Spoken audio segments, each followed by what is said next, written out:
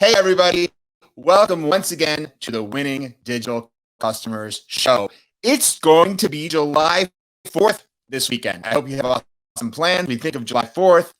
We think of barbecues. We think of fireworks, going to the beach, the pool. But, there's one other thing that we probably should be thinking of on Independence Day, which is the Revolutionary War. That is, after all, why we get to have our barbecues and our fireworks and our celebrations. The war for American independence. And, it occurs to me that many of us, I'll include myself, are kind of revolutionaries ourselves.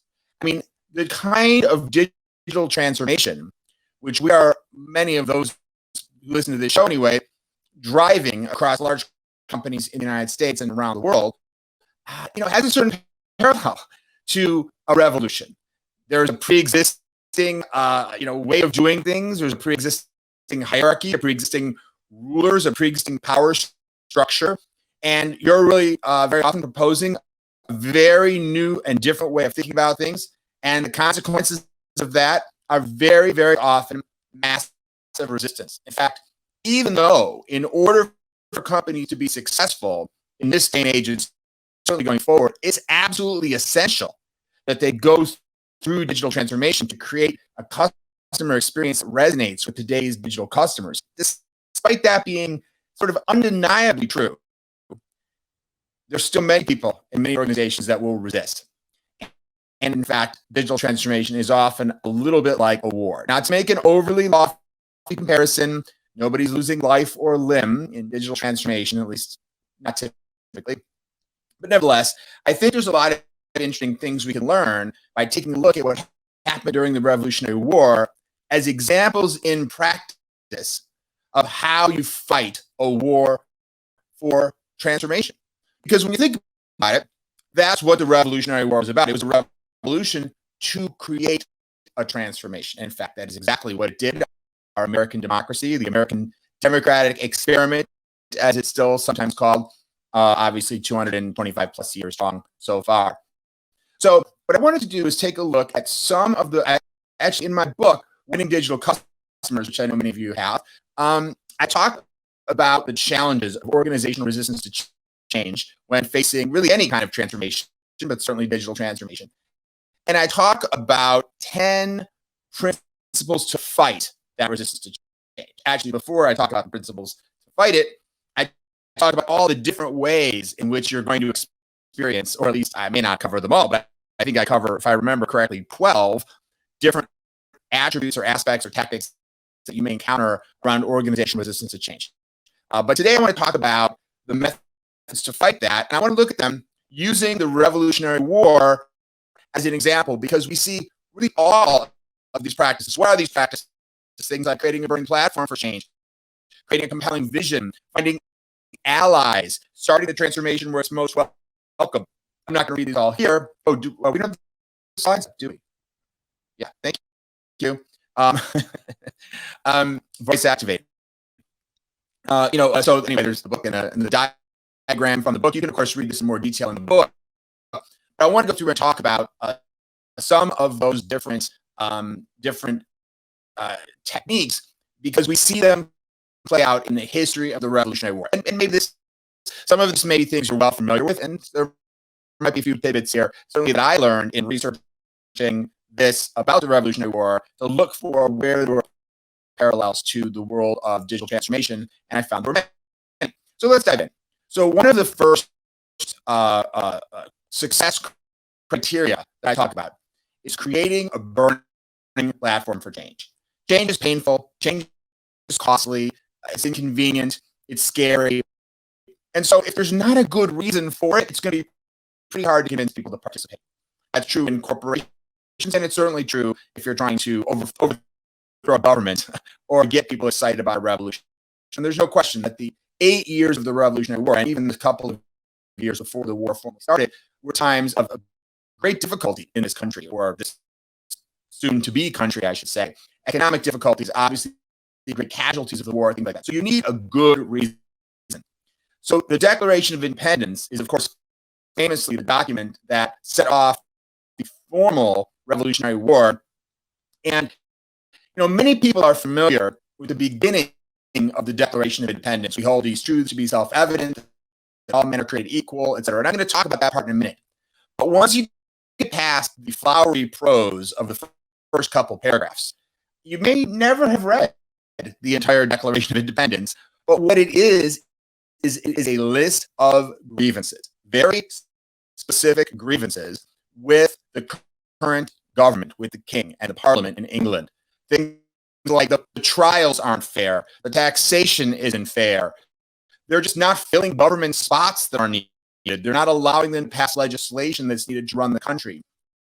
In other words, it is a long list. I'm going to say there's at least 25 reasons. I didn't count them, but something like that in the Declaration of Independence to say this is why the current situation is unacceptable.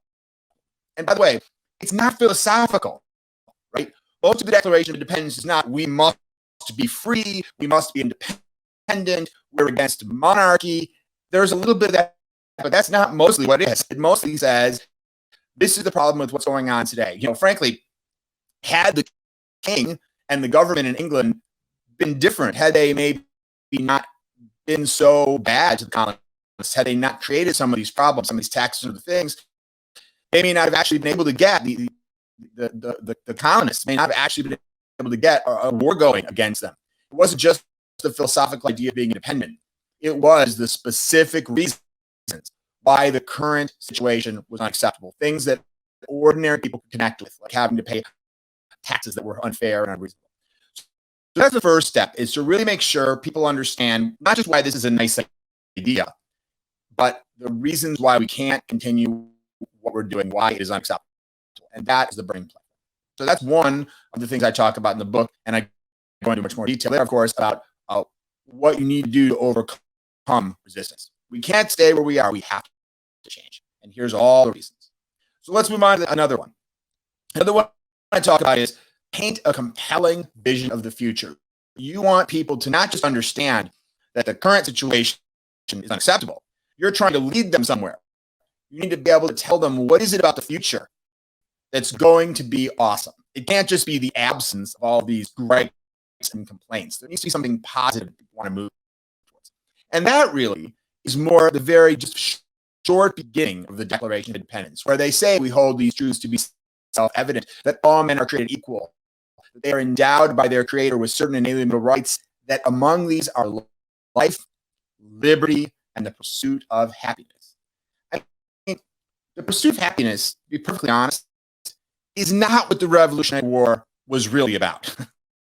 The Revolutionary War was really about a bunch of complaints they had with how the government was being run.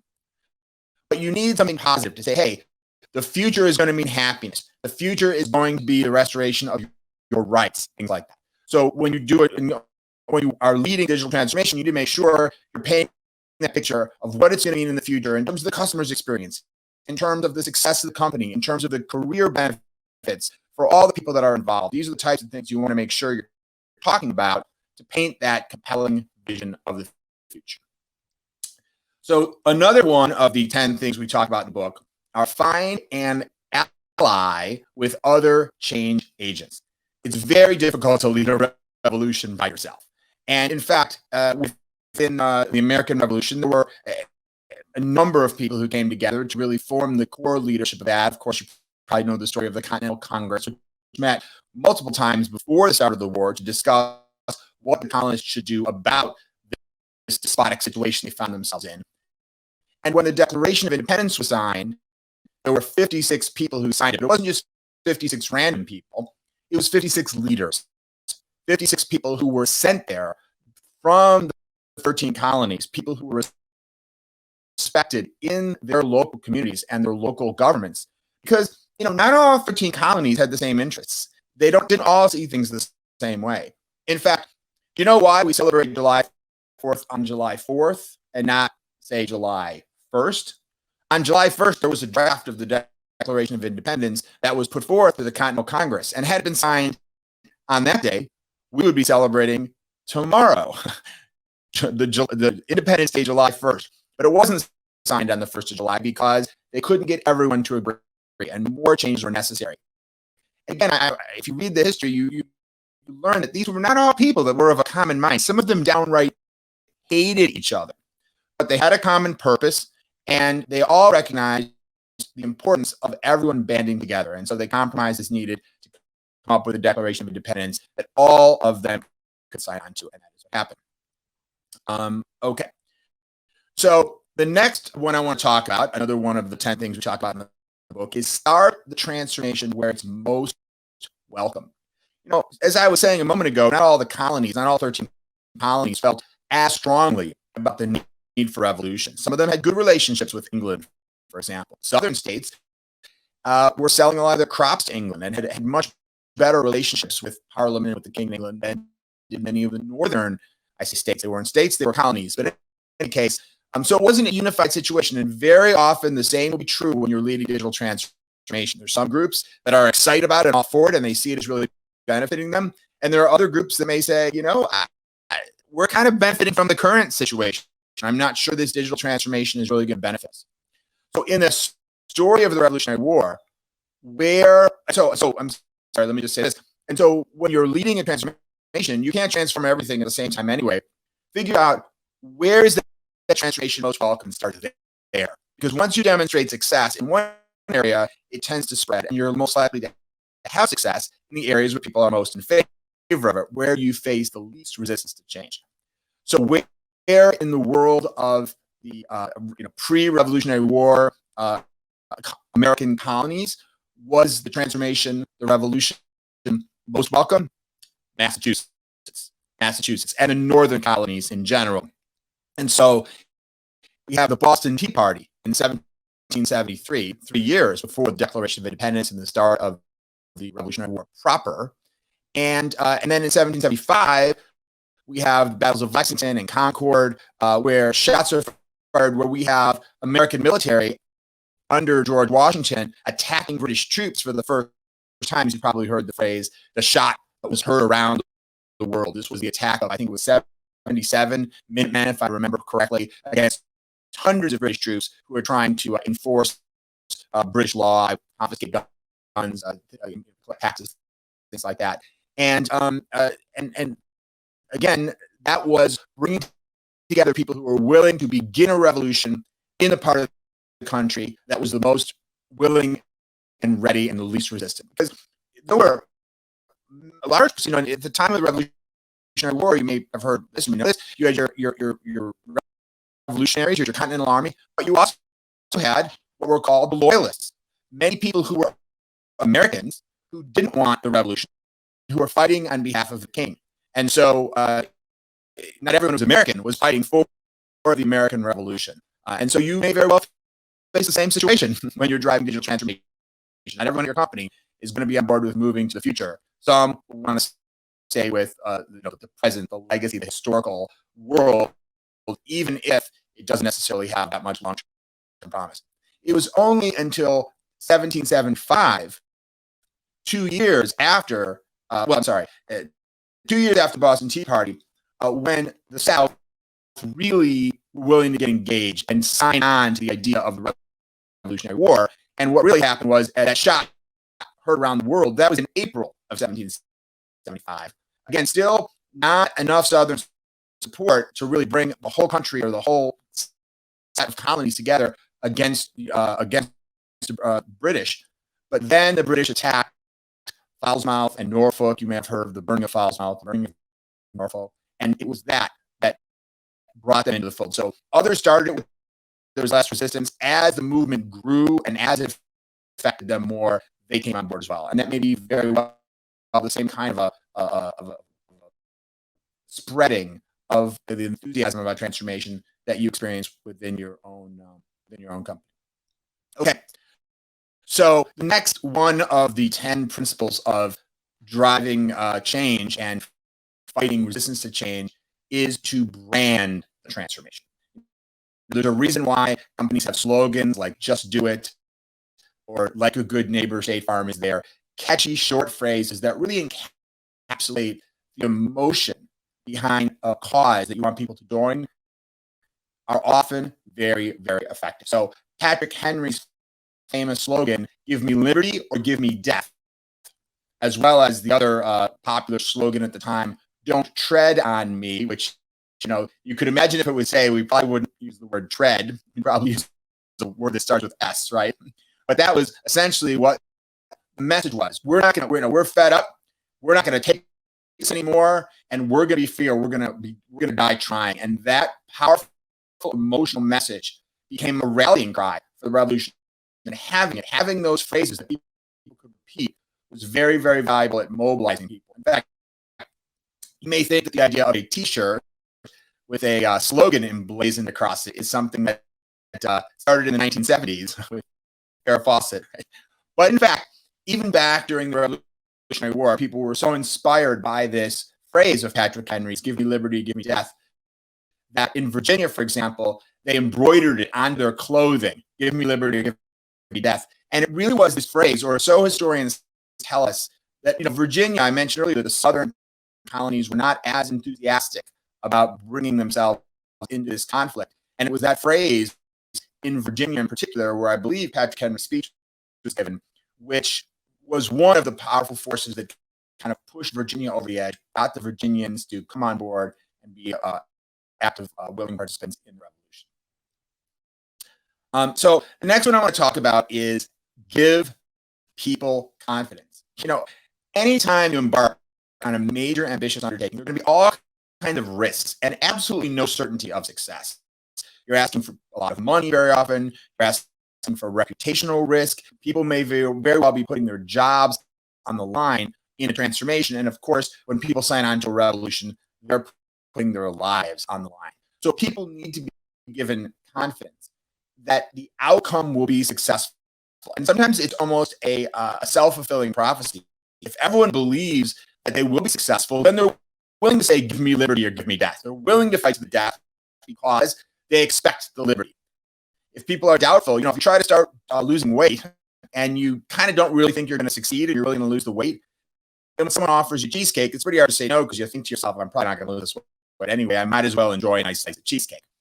But so in the case of the Revolutionary War, there were many different things that gave people confidence. But one of the things, something I want to talk about, which is a pamphlet of the time. It's actually kind of another interesting, sort of a case of 225-year-old viral media is really what it is. You may or may not have heard of this pamphlet called Common Sense, which was published by Thomas Paine. And this little 40-some-odd page leaflet described his reasons for why he believed that there should be a revolution, that the American colonies needed to be an independent country. There were ultimately 500,000 copies of this published at the time. In fact, a bunch of them were published by him and sold, but also it started to become pirated media, if you can believe it. 225 years ago, other people started printing this up and selling it because it was so popular. People were so hungry for this content. And what was the content that made it so popular? In fact, some historians have said that this was far more popular as a document to be handed around during the Revolution than was the Declaration of Independence. Many Americans at the time thought that this document called Common Sense by Thomas Paine, was essentially the Declaration of Independence rather than the real one that was signed by the Continental Congress. So what was different? This was a document of confidence. One of the key ideas of this document was this concept, which we still talk about today, of American exceptionalism. Americans are exceptional people. We have exceptional natural resources here, and essentially, we can do anything. One quote from that pamphlet is, he says, "America has the numbers, strength, and unity to repel the force of all the world." So if you believe that, you don't need to worry about the British Army. That's hardly all the world. Now, in fact, was this really true? Well, as I talked about a moment ago, the unity was not really all that strong. And for sure, America did not have the numbers to repel the force of all the world. In fact, they just barely won the Revolutionary War against the British Army. And so this was definitely an overstatement. But like we see in politics today, even if it's not entirely true, people are drawn to confidence. And leaders who express a great deal of confidence very often inspire confidence and therefore action in the people that are following them, particularly when it's some kind of risky action. And so I'm not suggesting that you should go lie to the people within your organization, not at all, but rather to find the reasons for confidence. Thomas Paine wasn't really lying either. In some cases, he may have overexpressed his confidence, but he also pointed out all the reasons, the real reasons that Americans should have confidence. And one of the things I go into in my book, I won't try to go into it here just for time, is how to look in your organization for all the things you can tell your team members, board of directors, CEO, the troops, and whoever, everyone you're trying to lead, all the reasons why they should have confidence. And there's probably a dozen different examples of that in the book. So I won't try to get into that now. If you guys want, you can ask a question. I'm happy to do a live cast all about that. Otherwise, you can see the book. But instilling confidence was something that's an important part of getting the revolution going and also keeping it going. And I'm going to talk about that in a bit. And there was definite evidence that during the Revolutionary War. Okay, this is an easy one. Define clear goals and celebrate successes. Now, in a war, especially in a war like this, well, I should say some people argue that today we sometimes go to war without clear goals. This was a war that had a clear goal. If you just look at the Declaration of Independence, it clearly says these united colonies are and right ought to be free and independent states and absolved from all allegiance to the British crown, and basically says we should be our own country and able to do whatever the heck we want. So that was a very, very clear goal. And if you look at some wars subsequent to that are sometimes criticized, sometimes one of the criticisms of them is, was there a clear goal? Was there a clear definition of victory? With your digital transformation, you want to make it very clear. These are our milestones. These are our victories. Maybe it's a certain percentage of digital sales or customers interacting on digital platforms, a certain amount of growth. Whatever it may be, you want to make sure that everyone understands this isn't just a general idea of becoming more digital. That's very abstract, but something that can be measured and celebrated when accomplished.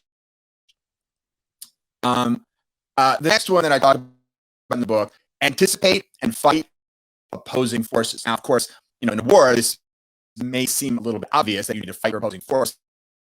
In digital transformation, if you're not thinking of it using an analogy of a war, like I'm talking about today, it might not always be as obvious that you need to constantly anticipate and fight opposing forces. There's always going to be somebody out to undermine or sabotage either you as a leader or your efforts. And, I feel bad saying this because I got to tell you, man, I'm a positive person. I don't want to be constantly looking over my shoulder. I certainly don't want to be paranoid. But as they say, just because you're paranoid doesn't mean they're not out to get you. And if you are in a major leadership role of digital transformation, a larger organization, I'm sorry, I've seen scores of them. There's always people out to undermine. There just always are. So just know that they're there, and that's part of your job is to anticipate and fight them. Certainly in any kind of war, there's a lot of intel being gathered, spying and other things to make sure that each side is doing their best to be able to anticipate what is my enemy doing. One of the most famous stories, of course, of the American Revolution is that of Paul Revere. In that story, basically, spies gathered insight to find out early that the British were coming to try to confiscate the weapons in the early days of the war. Actually, I think this was before the war was actually even formally started. And Paul Revere did his famous ride by horseback. What was he doing? He was carrying intel, right? He was carrying the information from spies to make sure that the troops and the people were ready. And that was his famous, the British are coming, and then they were able to put up the lanterns, one if I land, two if I see, and warn everybody. So the fact that they were anticipating the resistance from the British, they were actively gathering information and actively communicating information about it was critical to their ability to fight and win that war. And it's going to be critical, I'm sorry to say, to your efforts around digital transformation. And I think this is my last one. I think I've covered about 8 of the 10 that are in the book, but I'm going to leave it there for time once I cover this one. Sustain conviction, especially when things go wrong. The fairy tale idea that we might have of the Revolutionary War is that, all these people got together. They said, we're going to overthrow the king. The British came. They roundly defeated the British and sent them home. But in fact, the war was 8 years long. And by 6 years in, it wasn't clear at all who was going to win. And in fact, so much later, writings of George Washington revealed that at that point in time, he had really lost hope that America even had a chance of winning the war. So this is the leader. This is how it often is in digital transformation. I hope yours isn't that bleak, but the truth of the matter is when you're embarking on something large and difficult, it is not going to be a rosy primrose path. You need to know that going in, and you need to be prepared to sustain your conviction throughout. I'm going to mention a couple things. Again, I talk much more about this in the book, Winning Digital Customers. But Thomas Paine, the inspiring influence that wrote Common Sense that was able to get the war started, he said after the war had begun and after the difficult winter at Valley Forge in the first year of the war, he said, this is not in his pamphlet, Common Sense, this is subsequent to that, he said of this, these are the times that try men's souls. Tyranny, like hell, is not easily conquered. Yet, we have this consolation with us, that the harder the conflict, the more glorious the triumph. Using his ability to inspire, using his skill with words to remind everybody that what they're undertaking is a great magnitude and importance. That of course it's difficult, but it's necessary, and the outcome on the other end of it is going to be worth it. Very effective words, because the American independence, the American colonists sustained themselves in a situation where for many, many years they were fighting what seemed like a losing battle, where the other side had more money, more troops, more weapons, and yet they were able to ultimately win. I think that you have to attribute one of the main reasons they were able to win was their conviction. So happy 4th of July. I think that was my last one. Right? Yeah. So happy 4th of July, everybody. Hopefully I've given you a little history lesson to add a little bit of color to your 4th of July in addition to fireworks. And as well, I encourage you to check out the section of Winning Digital Customers, because no joke, when you're embarking on digital transformation, you are waging war. And not just with your competitors, but very often it's almost a kind of civil war, which the Revolutionary War was also a kind of a civil war, because as I mentioned earlier, at times there were more Americans fighting for the British than there were Americans fighting on the side of the revolution. And so you need to be prepared. Hopefully yours won't be that bad, but you need to be prepared, and hopefully some of this content gives you some points of inspiration to think about that. Have a wonderful holiday. I hope you enjoy it with your family. I hope you have fantastic weather wherever you are. Thanks as always for watching and listening, and keep transforming.